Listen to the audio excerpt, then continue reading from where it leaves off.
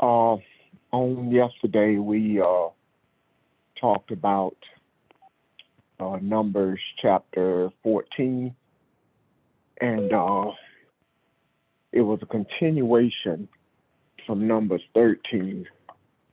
And when we talked about the giants, and we really talked about fear and things that we allow to bother us or come into our vision when the Creator has told us what to expect or what He will do, and we still allow things to kind of creep into our minds and kind of take us out of focus a little.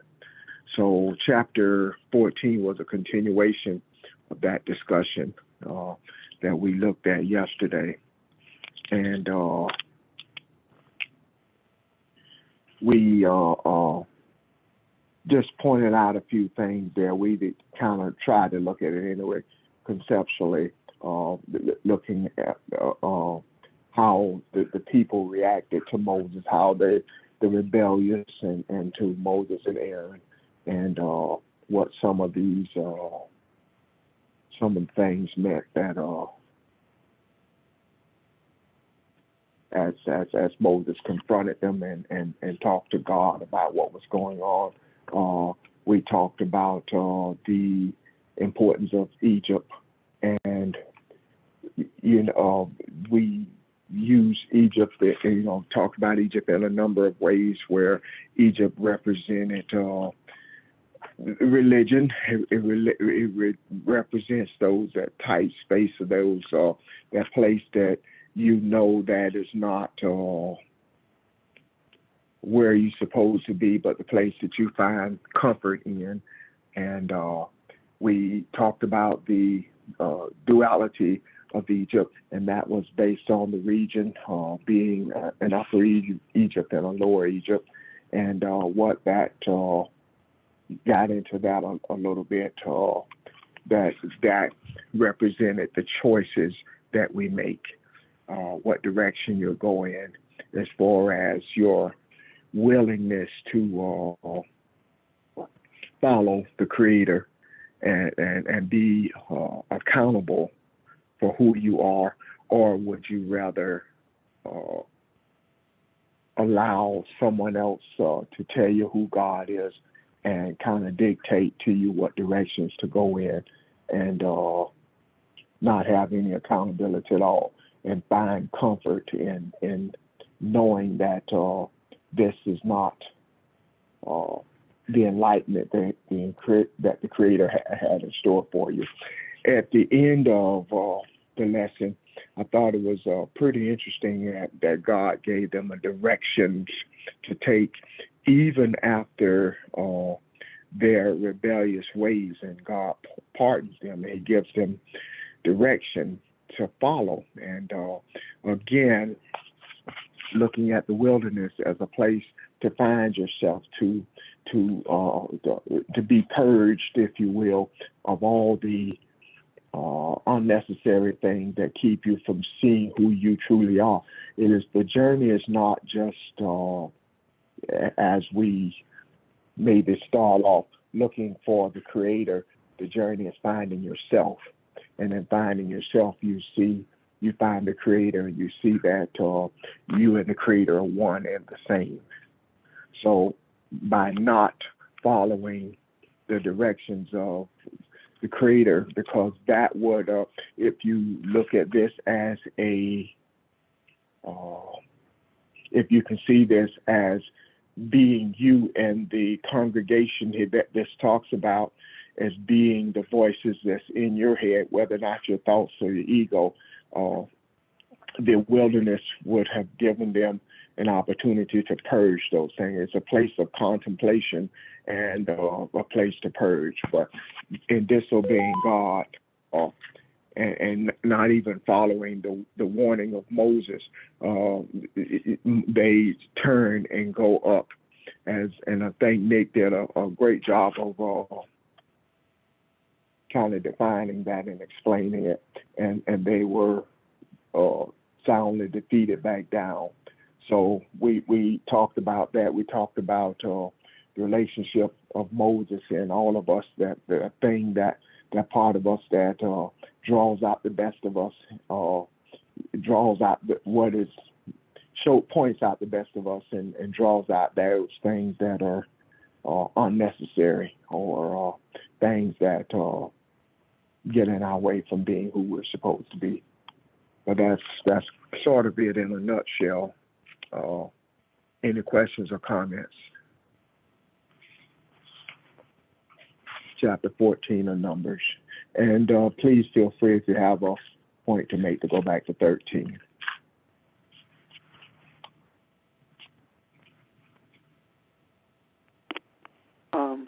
Ron, I have been thinking about both of those chapters, and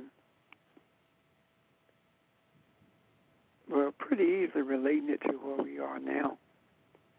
And I do believe very strongly that this is not just a study. This is not just a class with questions.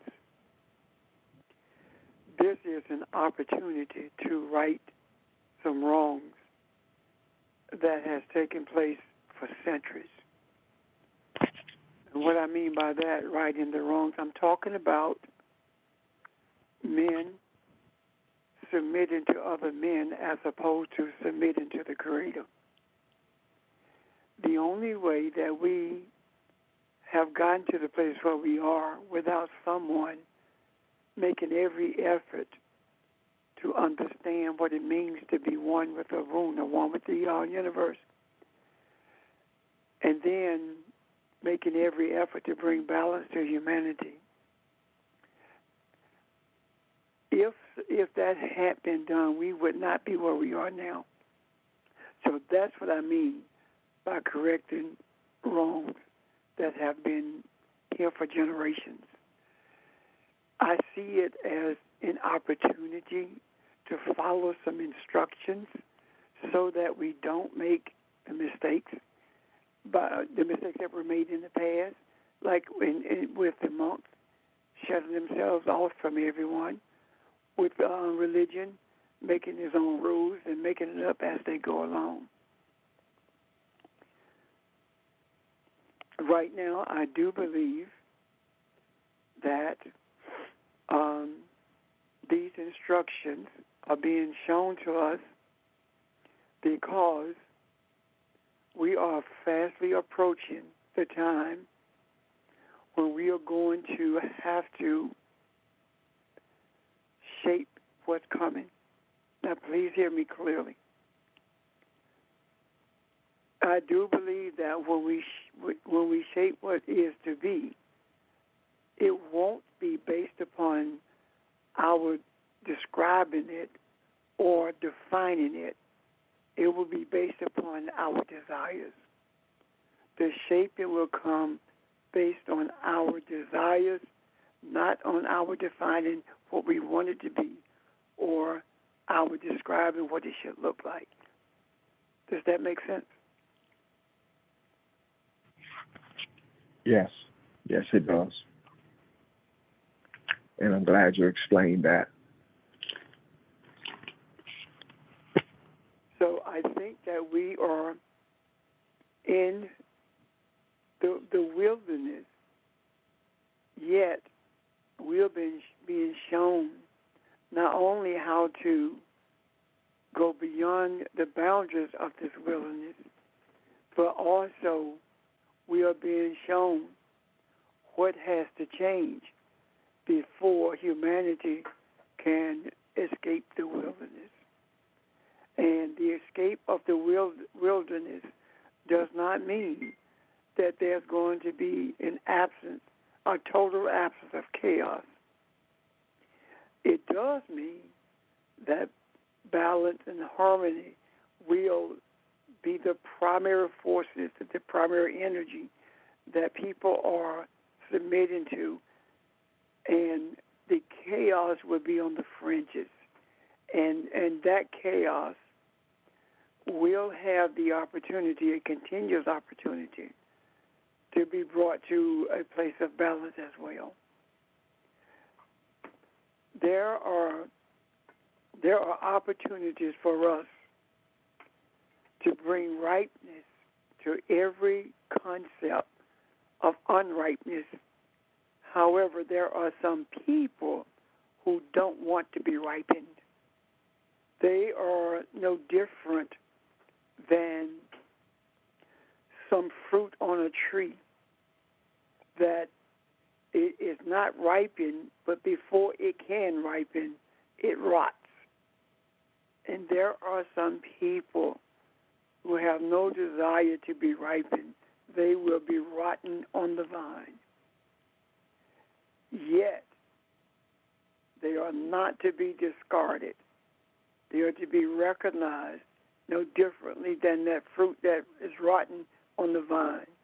It falls to the ground and it becomes fertilizer for fresh fruit in the next season. So what I'm saying is those who do not want to be changed, though they rot on the vine, they are a catalyst to increase our desires, to bring harmony to everyone.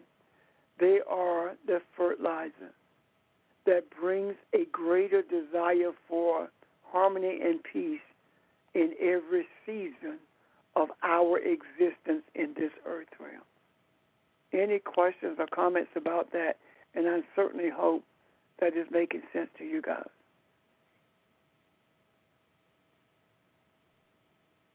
I had one comment as you were explaining about not trying to shape things, and I just wanted to give an example, explain that a little bit for everyone who might be listening, what you mean by that.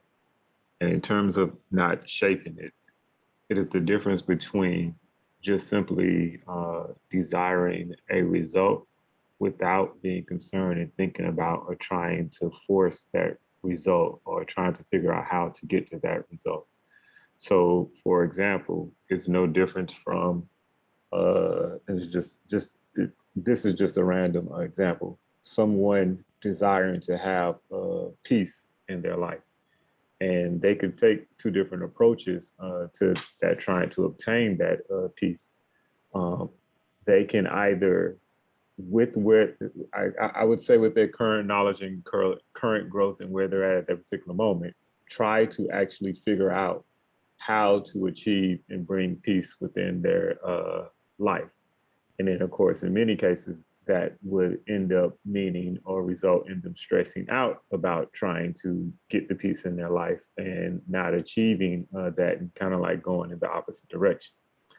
Versus what Pastor Richard is talking about in terms of the desire, it is more so of embracing and I won't say transforming himself, but actually experiencing that peace within, and then his life kind of changing, or those things that are necessary to happen for that peace to then enter in his life just automatically happens.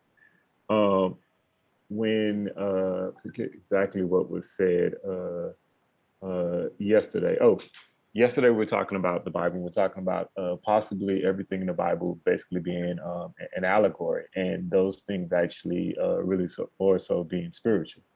Well, in actuality, all of it, even our physical existence as we know it, is all allegory, because everything we experience and everything in the physical has its roots in the spiritual, and therefore everything in the physical is only a manifestation of spirituality of the spirit.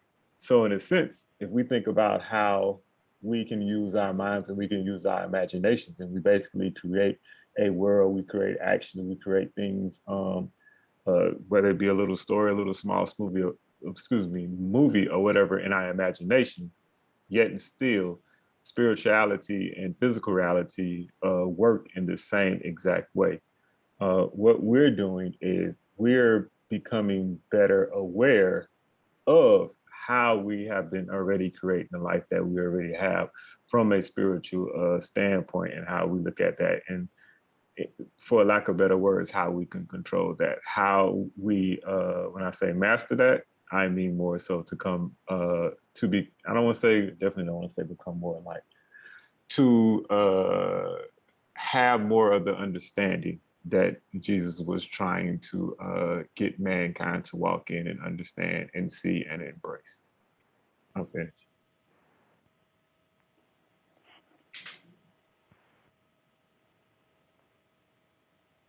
I agree wholeheartedly with you, Sheldon. I'll let, are there any other questions or comments? Ron, anything? Because there's something I want to share that I just saw. Well, I want to kind of tie in something Go ahead. to agree with what you and Sheldon said. I wanted to point out something here in the scriptures. We talk about the wilderness. And the wilderness is a place for elevated consciousness. And what do I mean by that? It is a place where you start off seeking you, and what you end up seeing is the universe. You start off with maybe not necessarily intentionally, but your focus based on your immaturity is personal.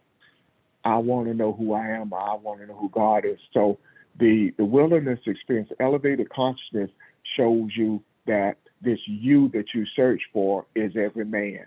It is every part of the universe. So when you look at it from that perspective, and even look at the fact that they're the ones that asked God to go into and spy out the land, they were there for 40 days. And if we take our mind off of a calendar and say 40 days, what even that was the mercy of God, and the only ones that saw it was Caleb and Joshua. And what I mean by that is the 40 days represents periods of enlightenment. There were things over there that they were supposed to see, but they saw what the consciousness of the man that was not elevated. They relied more on their fear. They relied more on that side of self that does not want to take responsibility. That side of self that is more selfish. But if they even if they had gone over there and they asked God for this, God showed them something that they were not able to focus on and accomplish. So that they went over there and did not elevate their consciousness, did not allow themselves to see more than the flesh or more than the mere man could see. And so they looked at what they saw from their eyes and not from their spiritual eye. And because if they had and were able to see the whole universe, then the shaping that you're talking about and that Sheldon just tried to explain, you will see that the shaping is doing what is best for mankind, and it's not something that is just focused on what is best for me or what is best for my family or how I can gain something from this. So it all is about, it would all have been about doing what was best for the entire congregation or the entire people that they were responsible for. I talked a lot there. I hope that made sense.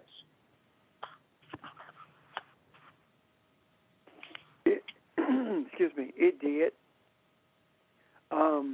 When you were talking about the 40 days being converted into 40 years, right? As periods of enlightenment, that the number 4 is creativity. So this was a type of enlightenment that would engage excuse me, engaged the seekers of light in creating a better world for humans to live in. And when I say a better world, I'm not talking about a better material world. I'm talking about a better world of concepts that that are inclusive of peace and harmony for all of mankind, as opposed to what we are currently experiencing. Because what we are currently experiencing is the same thing that has always been experienced in the earth ever since we actually came in contact with Europeans. There has been a type of chaos that was not known to the world until then. So, does that make sense? Or to coincide with what you're talking about, Ron? Yes, sir. You said what I was trying to say. The enlightenment was there, as Sheldon was saying, and I'm saying the same thing. I hope I'm saying the same thing. The light was there if you desired it. If you desire it, you can see it. So that those periods of days are not physical days. Those are things that they did not take advantage of. Those were periods of enlightenment that they did not see, that would have given them the answers and taken them in the direction if that is what their desire was. Where we are today as a group and individually, for that matter, I suppose, we got here strictly by desire, because none of us started off with a roadmap. We opened the book and we started talking, and it led us to other books, but that's because we desired to know more. And some of those other books we put aside, and we picked up even more books, and it's all based on desire. So those periods of enlightenment come to you as you desire to grow, as you desire to be elevated. And again, elevation is talking about seeing the universe and not just seeing my little myopic world that Ron lives in.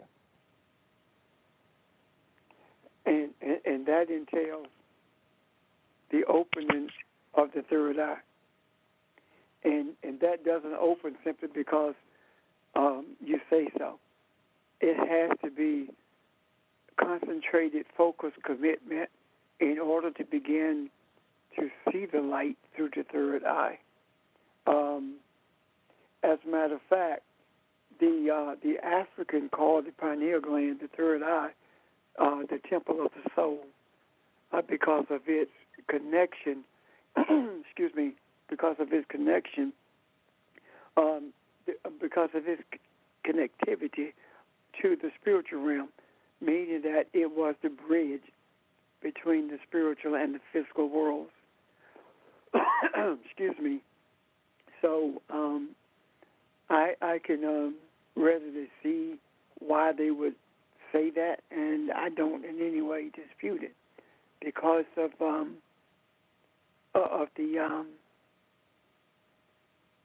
the immeasurable amount of enlightenment that we are afforded when the pineal gland or pineal gland is active.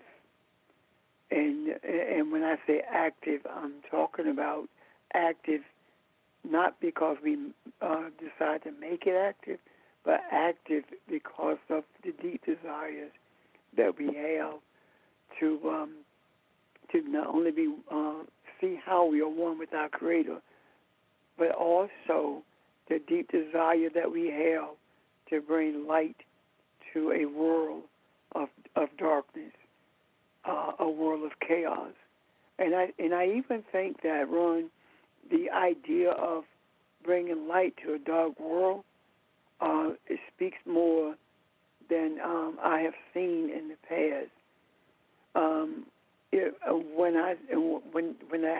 When I say that now, what I see is that the dark world, the dark concepts, the dark world of wisdom is wisdom in the midst of concepts that are chaotic. And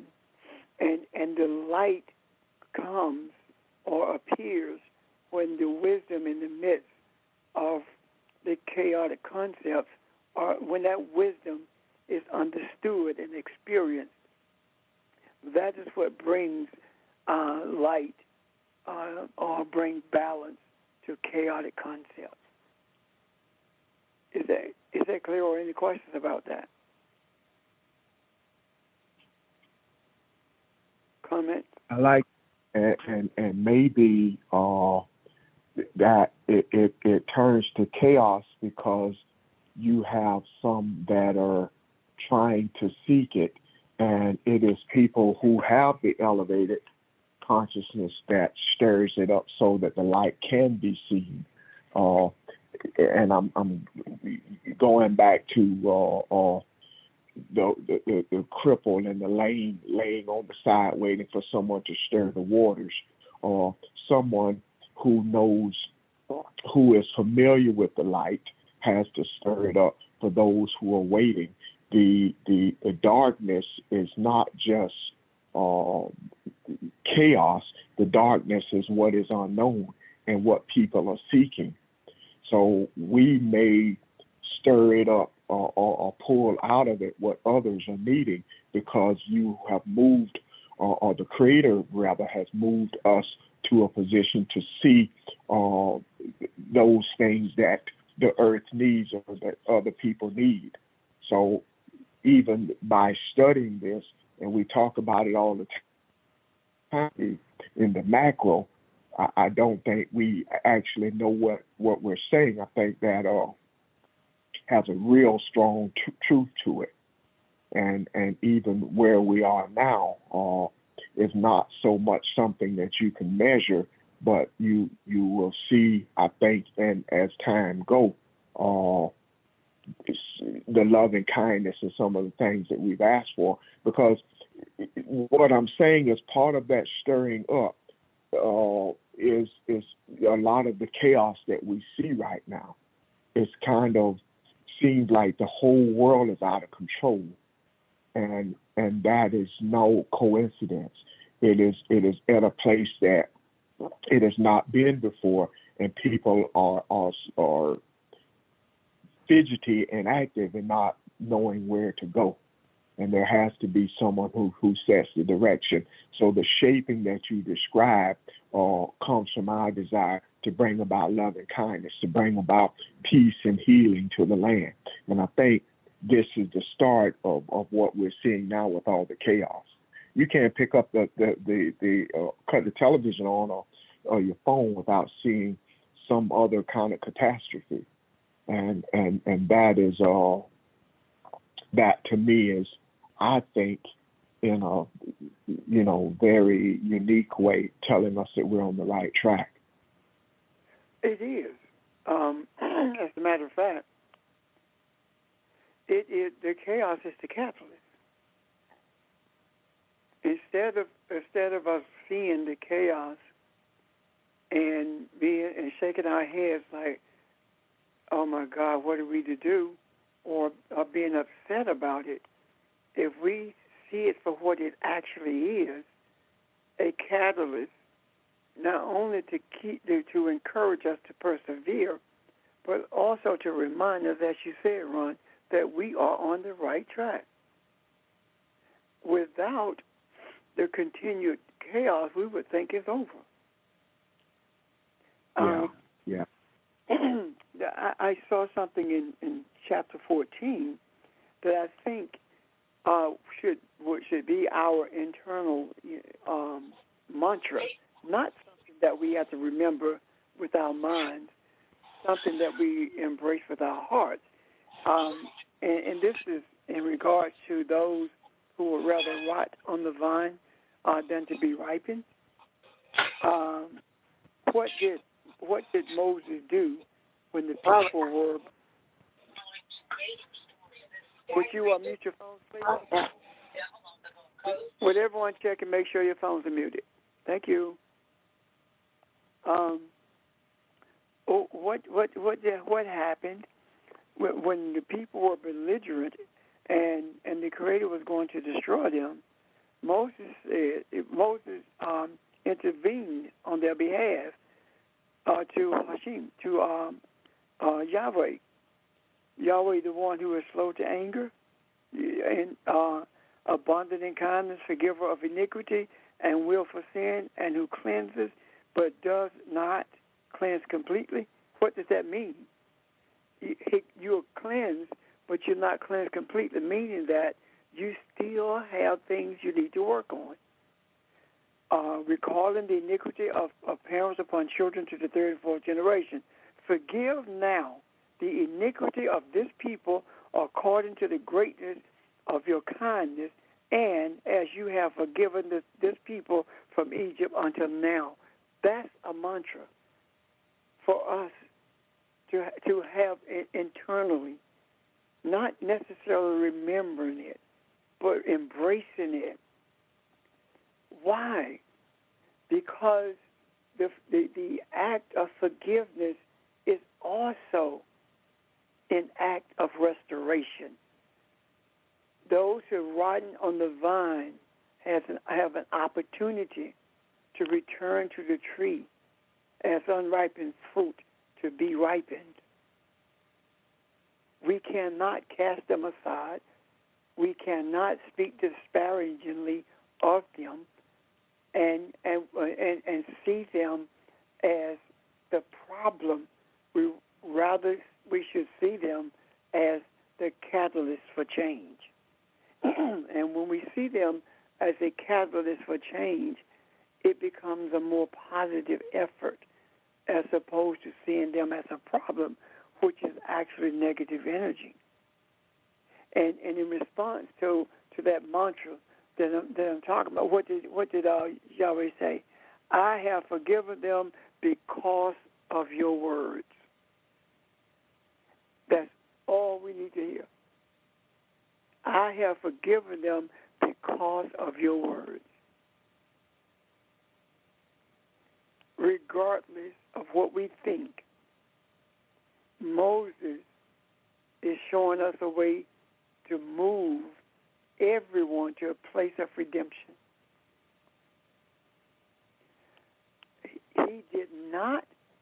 He was not referencing Caleb or Joshua. He was referencing those who were rebellious, those who were refusing to acknowledge the power and deliverance of Yahweh by their actions, not necessarily by their lips, but by their actions, by the decisions that they made to take the easier way out, simply because they could not see with their eyes a way for them to be victorious in tackling and dealing with and encountering and coming face to face with the giants. And the giants of our age we talked about yesterday. All of these policies and all of these legislative things that are taking place now are the giants that we come face to face with. And how are the giants slain? They're not slain by slander. They're not slain by a vote or lack thereof a vote. They are slain by our desires. Our declarations based on our desires. Our declaring that this voter bill will pass in Congress. Our making declarations like that is what slays the giants in our midst. And when those giants are slain in our midst, it is then that we begin to see the hand, the authority of the Creator moving in the land.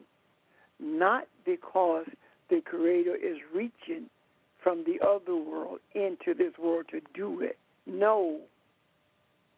The hand, the authority of the Creator in this earth is the human who knows who it is. It is Elohim having a physical experience in these bodies. That authority is not established by cursing someone out, shooting someone, No physical means can ever establish the authority of our Creator. It is the depth of desire in our hearts. It is the love and kindness in our hearts. It is the forgiveness that is continuous, never ending. That's how the authority not only is established, but it is felt throughout the land based upon our desires. And it is sent into the land in the form of the energy of our words. The words that we speak, we have to be extremely cautious of them because all words have power. That is the reason the African, the Eastern mind believes that the breath teaches. The breath teaches because words travel on the breath, the type of energy that is spirit. So if words travel on breath, that means the energy that's infused in those words are based upon your thoughts, based upon your motive for saying what you're saying. Your motive can make those words detrimental to positivity or to change, or they can enhance it. So we have to be cognizant of everything that we say because the words have power. The power of the word is infused by the energy of the breath that it travels on. Any questions about this? And I think I've said a lot from the mantra on. So are there any questions about anything I said or clarification? It doesn't matter, please. Comment. I just want to comment on the last part you said. The strength or the energy that's in those words come from the breath. So if your desire that you speak is truly love, if your desire is compassion, then that's the energy that your words carry. It's just not you saying them, and it is that type of energy. That's why you hear saying, okay, this is in the macro. People are starting to see that that's your desire speaking. That's the beginning we were talking about it being spirit. So the energy is based on the heart and what your true desire is. You can say one thing if you don't mean it, and then it goes nowhere because you did not have the desire or the heart to put that energy in your words. So the breath is very extremely important. Absolutely, because you don't have to. If your heart, if your thoughts, your desires are to establish loving kindness, you can say hello to someone or goodbye to them, and that loving kindness is experienced at a deeper level than you could ever know. However, if your motive for approaching someone is not pure, if you are angry with them, if you dislike them, you hate them, you don't want to be bothered with them, you can say hello or goodbye and they not even know what you were thinking about them, and it has an adverse effect. It does not carry the power of loving kindness, and they can feel it. And you know, you've said it, you've experienced it. When people are saying things and you know it's not genuine, and you just met them, but you know it's their experience, is feeling it, that is not genuine. you you experience the presence of genuineness, and you also experience the presence of the lack of being genuine.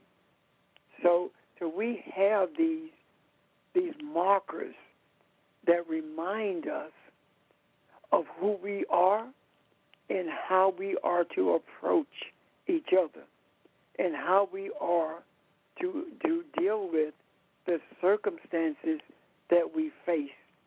And even if it is a circumstance that someone else is dealing with and you know better how to handle it, it is incumbent upon you to help them. It doesn't matter how they have mistreated you or treated you. It doesn't matter. It really doesn't matter. Why? Because if that is rotten fruit that has an issue, then that fruit is now on that tree of unripeness, and you're helping them ripen that fruit, or at the very least, it has the propensity to ripen that fruit. Does that make sense to you? Yes, it does. I am certain that there are more people on this line than Sheldon and Ron and me. And I would like to know if this is making sense to you. If it's not clear, please say so, and we will make every effort to make sure that it's clear to you. Yes, it's clear. Thank you. Is it clear to anyone else? Yes, it's clear. You? Clear. Thank you. Is there any other area that anyone needs us to go into more details to talk more about? This is Ramel. It's clear about the energy you give off, but when you say it's an opportunity, I think I got lost. No, I know I got lost when Sage said it's an opportunity to ripen the fruit that is rotting on the vine. I don't quite get the clear understanding of how that happened. There is not the ripening of the rotten fruit on the vine. It is the rotten fruit that falls to the ground and has an opportunity to fertilize other fruit. And that same fruit becomes unripened as it grows. So if someone has an extremely nasty attitude and they don't want to change, that's rotten fruit on the vine. However, every one of us made decisions to change because of circumstances that we face, and because of our desire to understand how to navigate this life. So, if that fruit is rotten on the vine, and this is totally metaphorical, then it does not want to hear anything you have to say. But the circumstances that it faces changes its attitude, and now it becomes unripened fruit on that tree, desiring to get through this circumstance. And you're helping them get through that circumstance, ripens them in that area, and it has the power to move them to a place where they desire to be ripened in every area of their life. Does that make sense to you, Vermeil?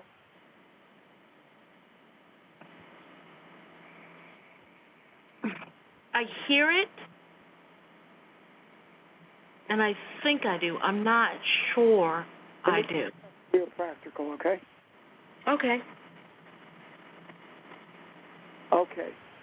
There are a group of people who came together at the last church that I was at Mount Calvary.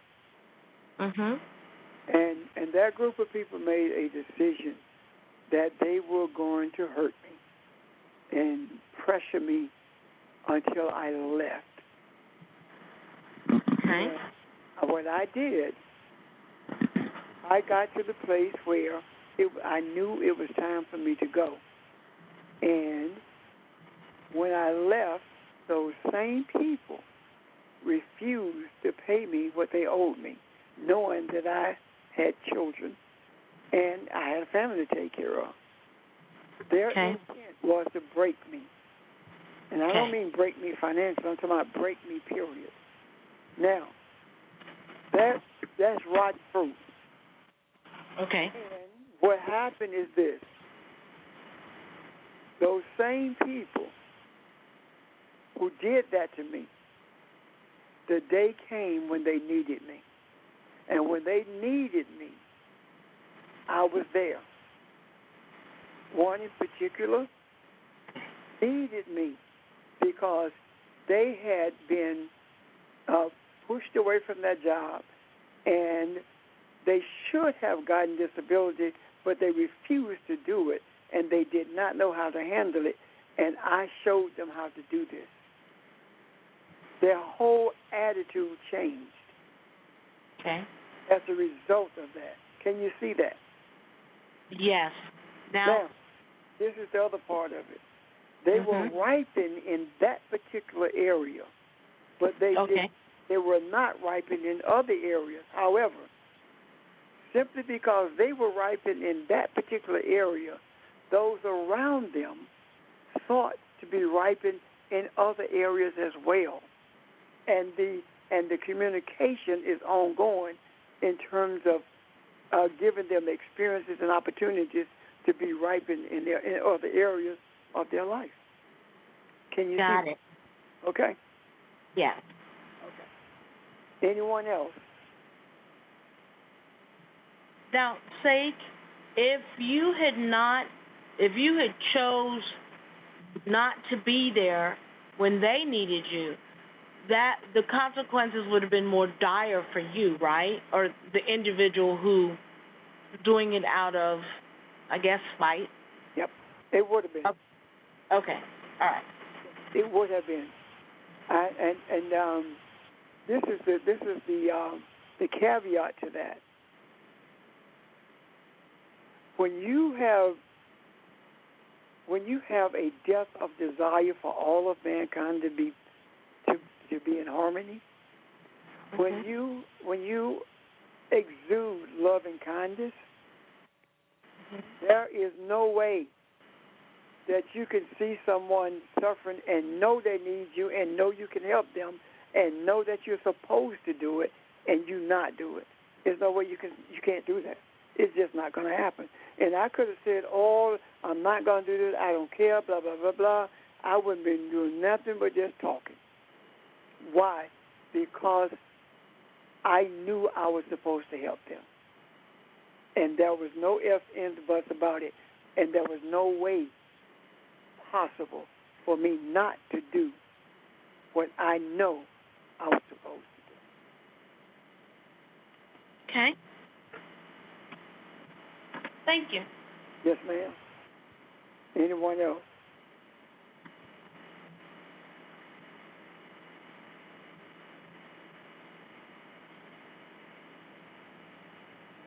Ron? And I make an attempt to show that example you use in this chapter, chapter 14. It looks as though this was not heartless. It looks as though God did not show them mercy when he says none of you will see the promised land. So they're going to die in the wilderness. If you look at that from a spiritual perspective, this is talking about a purging. It's no different than in Genesis where it says flesh and blood will not inherit the kingdom of God. So what this is going to be a purging for them. When Pastor said,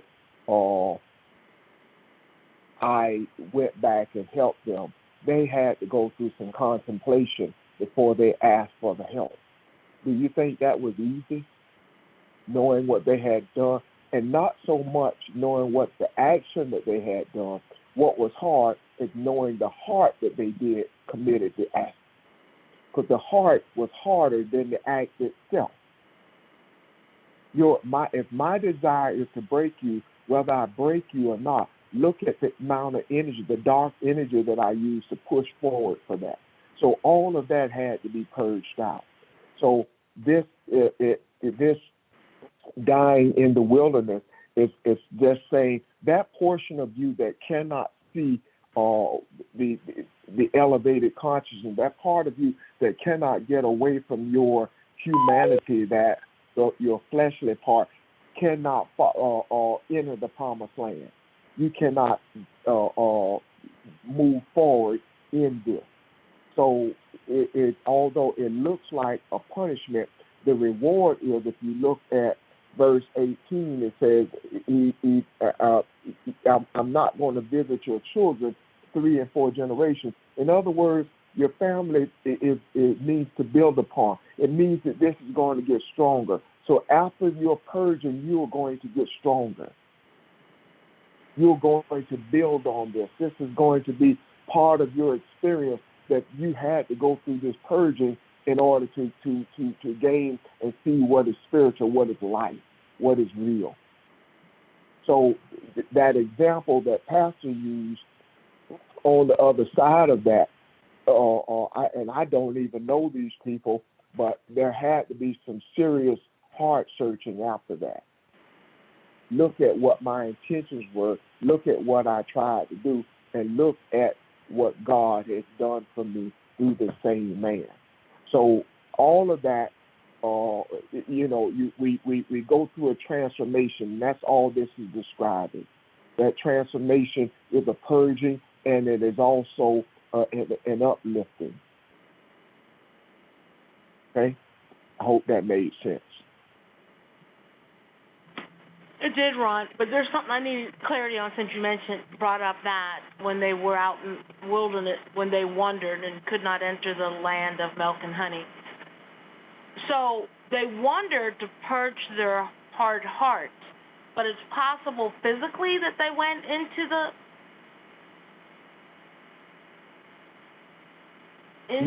land?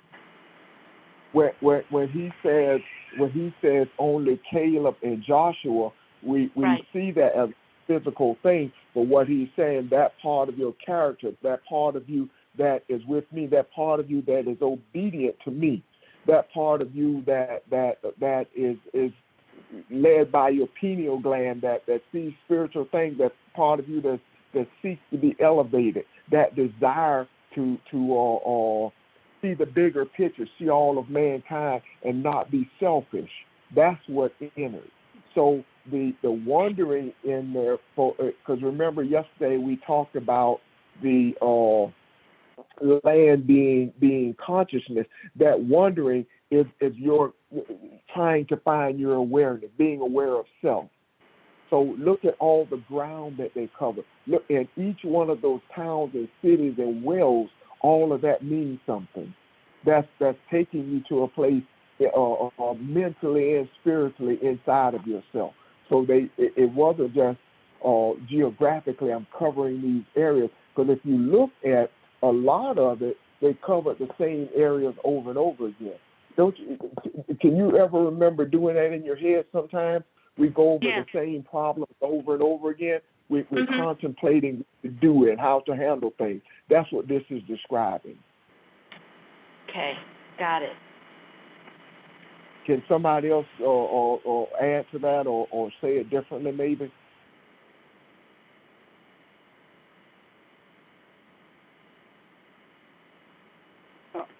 I see it the same way you see it, Ron. I think it was clear. The example. Yeah, I think it was clear. See, I do think that there is so much in here that's so pertinent to where we are now, until we could be here for quite some time. Not that we make an effort to decide, well, we go do this as a series. No, that's not it at all. But it speaks so clearly to where we are in terms of the purging that is necessary, the forgiveness that is necessary, the embracing, the desire for all to be delivered. It is the desire of Elohim that all be delivered, that all be saved. And I do think, without any doubt in my mind, that when that scripture talks about it is the desire of God that all will be saved and none will be lost, I do believe it's speaking in reference to Elohim and a human body having a physical experience. I believe it's talking about us. I do not believe that you can become human without knowing you are spiritual first. I do believe that it is the nature of spirituality that makes us human, because of loving kindness and forgiveness and all of those other attributes that were interwoven in us at the point of our creation. Any questions or comments about that?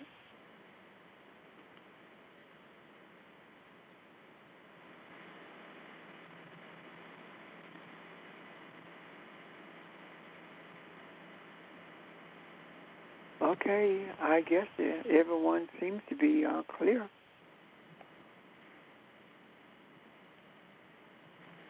I guess I had not thought about it from that perspective, but I see that.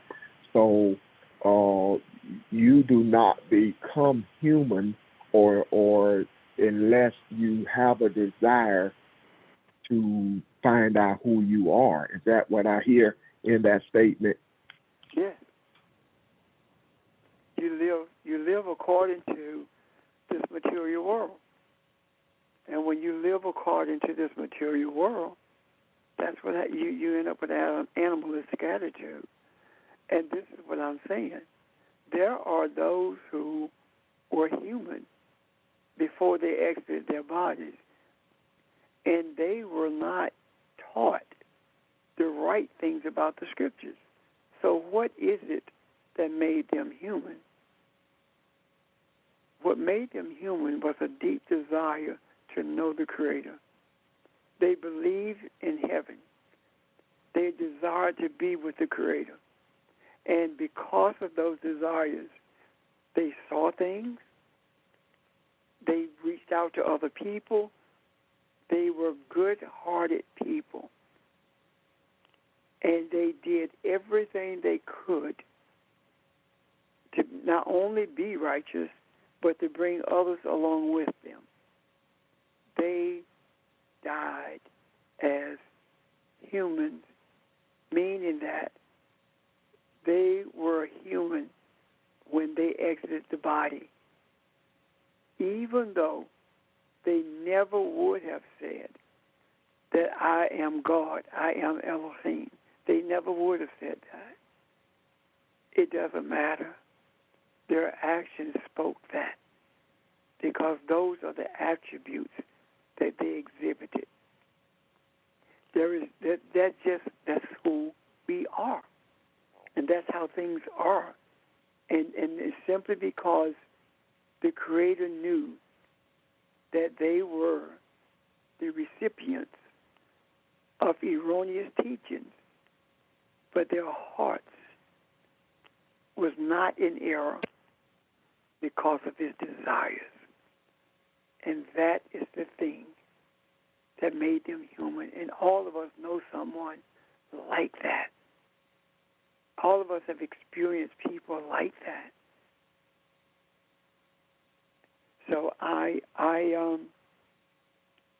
see very clearly that it happens without you necessarily having to know when it happens. Look at this sentence. My servant Caleb, because of a different spirit was with him, and he followed me wholeheartedly, I shall bring him to the land to which he came, and his offspring shall possess it. What's being said here? Caleb, faithful. It wasn't that Caleb was being faithful to the Creator as much as he was being faithful. He told the truth about what he saw. Not only did he tell the truth about what he saw, he also felt the truth of what the Creator said in his heart. He believed that the land, the consciousness, was available to all of them. But they were afraid of the battles they would have in giving up those things and being purged of those things that they wanted to hold on to. And because Caleb said, we can do this thing, even though he had never experienced it, he believed it.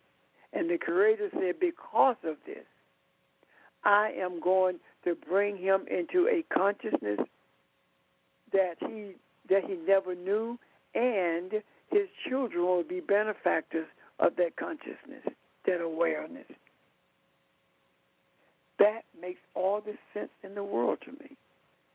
Any questions about that? Is that clear? Do you understand that? I have a question. So you're saying the ones that didn't come back had the religious mentality? Didn't come back from where? From spying the land. Oh, no, they came back. All of them came back, but they came back with the wrong attitude. They came back saying that we cannot take the land. They came back believing that they were like, what did they call themselves, Ron? In the eyes of the giants? Grasshoppers. Yeah. Call themselves grasshoppers. Grasshoppers. Our eyes and in the eyes of the giants, right? In their eyes. So they came back, but they came. This is the thing. They did not believe that they were capable of being purged of all of those things that they wanted to hold on to. They didn't believe that they were able to overcome the giants in their lives. They didn't believe that they could overcome the things in their lives that became distractions. They did not believe that. This is what this is talking about. It's talking about those things that you do not believe that you can let go of, or you don't want to let go of. They did not believe they could. They didn't want to do it. They didn't want to try it. But Caleb and Joshua said, yes, we can. And I do believe that if Moses had not changed Joshua's name, it would have been a different story. When he added Yahweh to his name, Yah, it made a difference in his life. It shifted the energy about him. I do believe that he was too timid, too mild-mannered, too easily to be pressured into giving a different report. However, because of that name change, his whole personality changed. What does that mean? Moses infused in him a characteristic of deliverance, and the type of deliverance that Yahweh desires for us. And that was enough for Joshua to give the report that he gave and to stand with Caleb, even though Caleb was the one who did most of the talking. Does that make sense, Evelyn? Yes. No, it doesn't. What is it? Well, I don't know what to ask. That's why I was kind of slow on my answer. I know you well. Huh? I know you too well to know that there is not clarity there. So, Well, let me do it again, okay? And I do invite help from anybody. This is what I'm saying. Forget about the land. Forget about the giants. Look at where we are today. Here we are. Evelyn is upset with somebody because they did her wrong. And Evelyn has vowed she's not going to let it go. And regardless of what Evelyn has been shown, the benefits of letting it go, she is determined she go get even with them, and then she'll let it go. Now, Evelyn's sister has someone to do her wrong, and she went on with her life. She forgave them, and she purged herself of the anger that she had and went on with her life. But Evelyn said, I just can't do this. Now, Evelyn is stuck in that space where she was, and she will never experience the consciousness that is available through our Creator. The spiritual consciousness, the spiritual awareness is something that Evelyn will not experience because she refused to purge herself of that anger. Yet her sister has purged herself, and now she sees it clearly. And she's trying to get Evelyn to do it, but Evelyn refused to budge. So Evelyn dies in the wilderness, or she dies with that anger. Does that make sense? Yeah, that's clearer. I can see clearly now. Okay, great. All right. And sometimes that grudge is held on to with great determination. And sometimes that same grudge can be held on subtly. And how it looks when that grudge is held on subtly is when we convince ourselves that we just can't do something. And as we say that we can't do something or we don't imagine that we can do it, we are then basically keeping ourselves there because it's as if we have to prove ourselves right. You know how when you think something is just too insurmountable and there's no way possible to get over? I can't imagine myself getting over something like that. It doesn't even have to be something that has necessarily happened directly to us. I can't do it. Automatically, when you say I can't, that automatically stops any type of progress or purging for that part happening. So with these people, with things that they had going on internally, whether they were wrestling and trying to situate those things that they actually represented, I'm referring to the scouts right now. They did not see themselves being able to overcome or yield and allow themselves to put those things in order. And that is the part that it looked like it was impossible. The same way if I'm upset with someone and I say, and they supposedly have done me wrong, and I say it's impossible for me to forgive them. It is impossible for me to move on. And now I am stuck right there and not able to enter the land of milk and honey. I'm stuck all in the mountains and fear and terror and all those other things that we talked about over the past few days.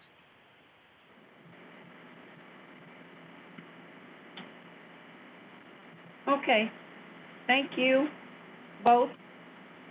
So how do we relate the grasshopper to what we're dealing with? I don't know if Barbara touched on that yesterday or not, but with the grasshopper. The grasshopper oh, sorry. Go ahead. No, go ahead.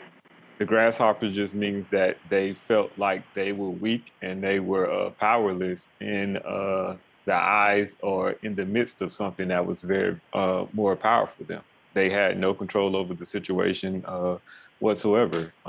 Essentially, they were, in a way, kind of like slaves or puppets to the giants. The giants had all the control and the power and could do whatever they wanted to. They had no, I don't want to say free will, but they didn't have the power. They were just basically victims. They had no power to change the situation. They had no power to enter the land of milk and honey. It was just off limits to them.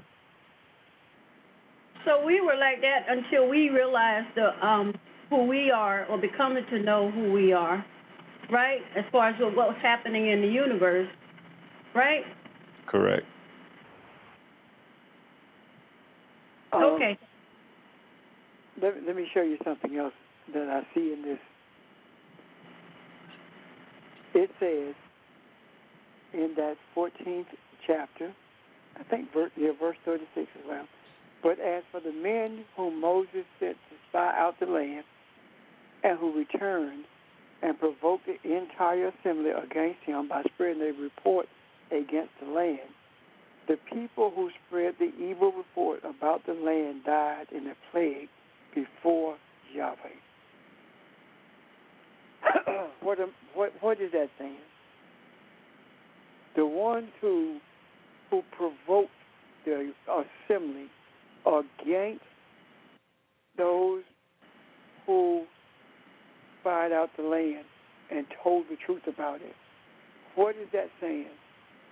When we are seeking enlightenment and the religious zealots, the religious leadership began to rail against what we are doing and go as far as saying it doesn't take all of that, or that doesn't make sense, or I don't believe in what you're saying, and cause other people to fall in line with them, they will die with a plague. That's what it's saying. Now, look at what happened. The biggest argument during this plague, during this pandemic, was the church. No one, no group of people took the government to court because they said you could not assemble in that building. No one took them to court except the church. And after the church did it, that's when restaurants started doing it. The church railed against what was right. And as a result, they paid a heavy price for it and are paying a heavy price for it. Look at the men who stood in their pulpits and encouraged people to come without masks. Some of those pastors are dead. Some of them, their members are dead. They have blood on their hands because they railed against it.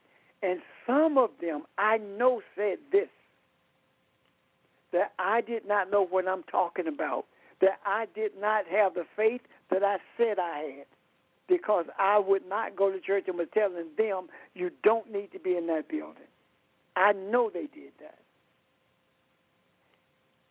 They led other people to push to be in those congregations, and I know for a fact that one church in particular, they ended up in a group going someplace, and they ended up with a large number of them were COVID positive as a result of trying to prove a point, as opposed to saying to them, your faith is not proven by tempting the Lord our God. Your faith is not proven by coming into this building knowing that there is a pandemic in the land. In other words, knowing that there's a plague in the land. A plague that preys on people in crowds. Your faith is not proven by challenging whether or not this unseen plague can kill you or make you ill.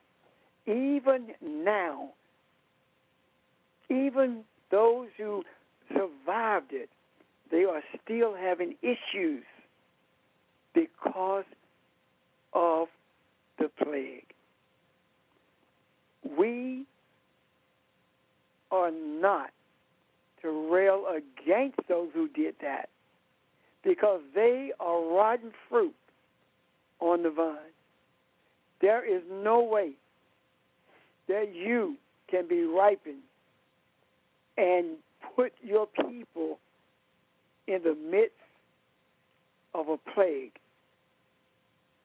So, though this thing is talking about events like that, where people come together or leadership comes together and incite other people to do something that is not scriptural, highly religious, and totally suspect of having any power whatsoever. Any questions about that?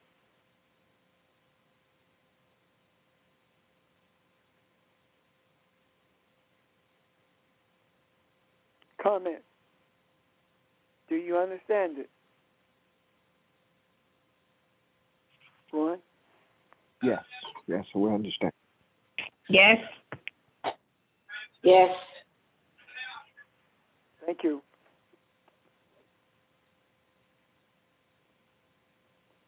Any other questions or comments, guys?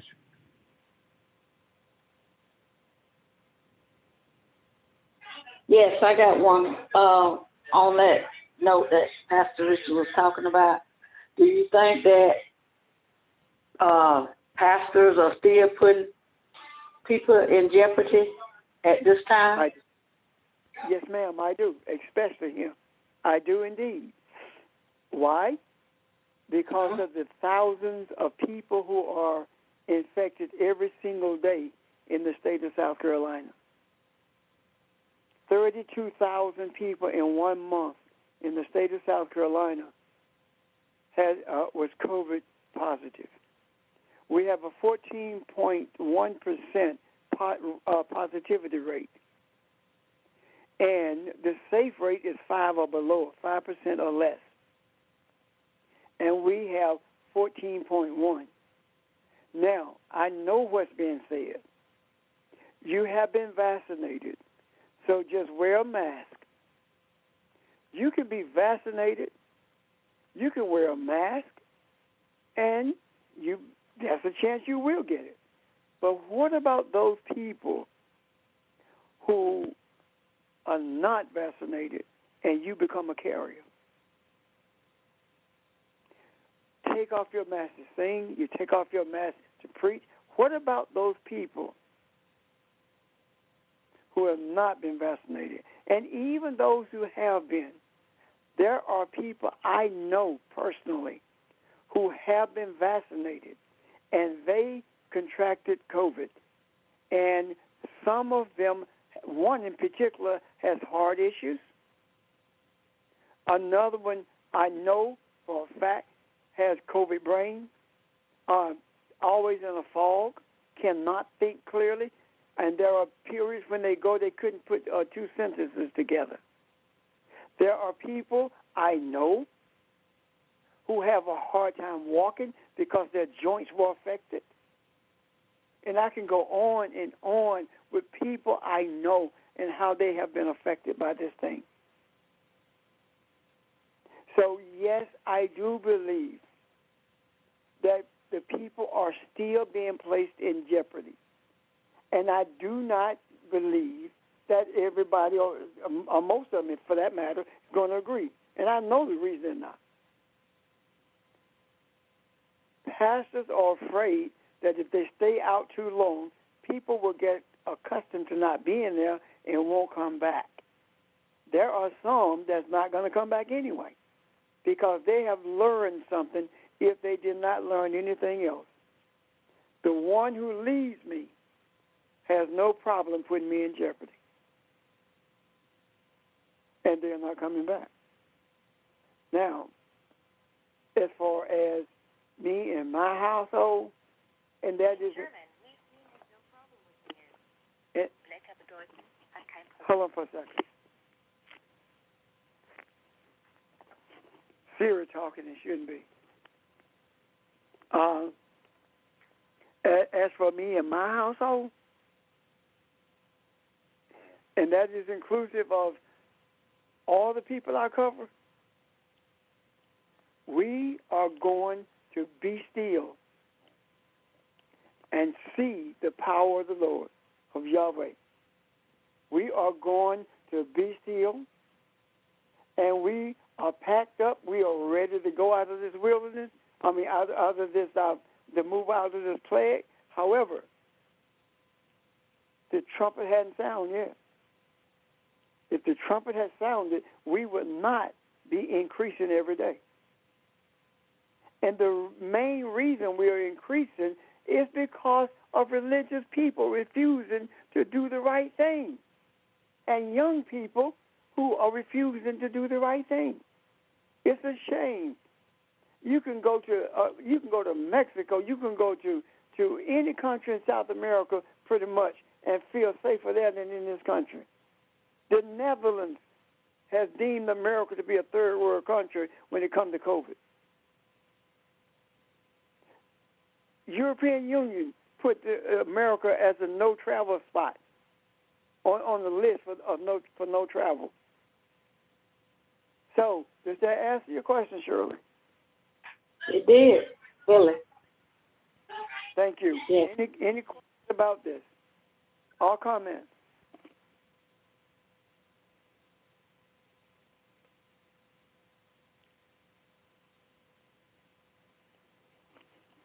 Okay, Ron.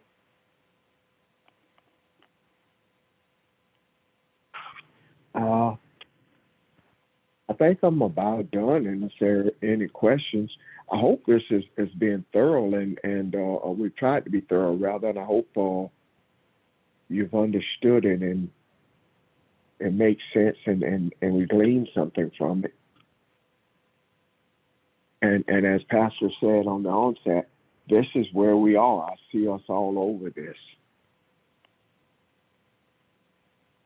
Hey, Ron. Yes, sir. I got a comment. Now, I've been had some more comments, but my phone wasn't working right. But now I got it working right. The reason, you got other countries that's trying to keep Americans out of their country because Americans won't do what they're supposed to do.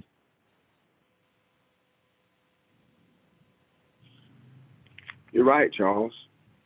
We don't listen to anything or anybody, and I mean America as a country. We arrogantly think that we do not have to listen, or we're above what everyone else is doing, and we're easily divided. We are. I hate to use this term, right, because it's kind of insulting, Charles. We are, to me, the older I get, that we are extremely unintelligent people, and I'm talking as a country. We're not smart at all when it comes to stuff like this. We're easily divided and let people separate us, and even at the point of putting our children at risk, and without thought, everything becomes political. You're right. And that's it's kind of sad, actually. So America, I think, needs us as much as any people on the face of the earth. But I'm sure somewhere, Pastor, you want to comment on that? The unintelligent thing, I guess, I just kind of how I see it. May not be an appropriate thing to say, but we're not thinking people, to me, as far as doing what is right or makes sense. I think it's even worse than being unintelligent. I think it's selfishness and arrogance. Look at what happened. They wanted to ascend the mountain on their own terms. Remember that? In other words, they wanted to get spiritual elevation on their own terms. That is no different than someone telling you, trust God, you not go get COVID. Yeah. On your own terms. Yet you telling me that the plague would not be in the land if God had not sent it. If God sent it, there's a purpose for it. How do you put blood on your doorpost so that death passes over you? You do it by staying at home. You do it by being extremely cautious. You don't do it by challenging the plagues that are sent. Anyone who doesn't have blood on the doorpost, their firstborn died. This is a message to us. You cannot ascend the mountain on your own. You cannot tell someone that you have enough faith, you're going to make it through this thing no matter what. You cannot ascend the mountain on your own. You have to do it on the terms of our Creator. When you do that, you are defeated every single time. And sometimes the defeat doesn't come to you personally, but it comes to someone close to you, and it breaks your heart. It tears at your heartstrings. And there are times when it takes that for people to do the righteous thing and to take into consideration other people as opposed to being selfish and blind to what is going on in order for them to accomplish what they deem to be righteous as opposed to being righteous. There is absolutely nothing righteous about going to church on Sunday. Nothing. If you're not righteous, going there is not going to make you righteous. Walking into a building will not make you righteous. If going to church would make you righteous, then evangelicals are the most righteous folk in this country.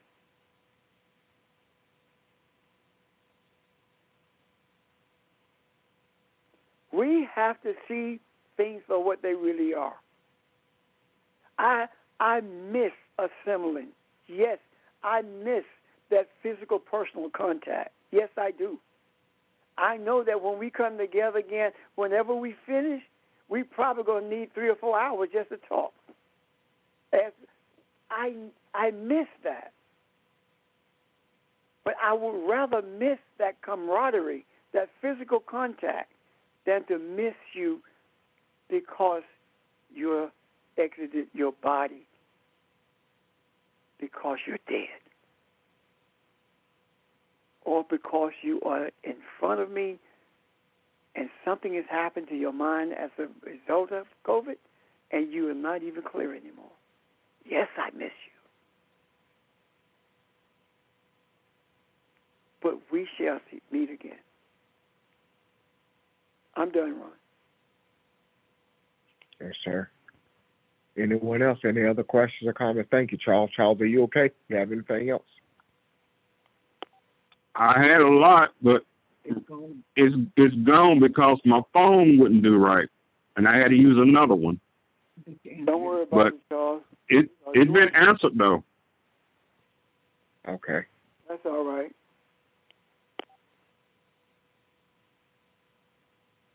Okay. I'm done, Ron. Long as it's been answered. Yes, sir. Anyone else? Questions or comments?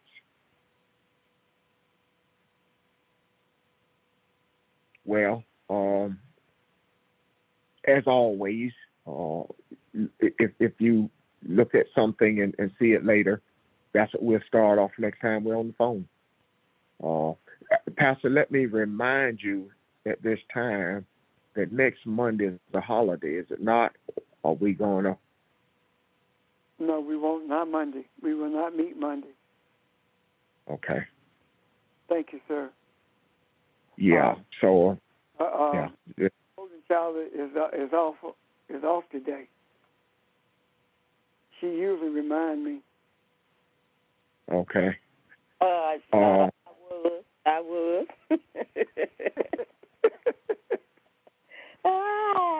was gonna do it. Okay. Well, I jumped the gun and Kathy, sorry. But I happened to think about it right before we got on the line today. Right. I just got a phone call, so I had to take it. It was an emergency. Okay. Uh-huh. Well, love you guys. I enjoyed the session. If no one else has any questions, we'll be done till Saturday.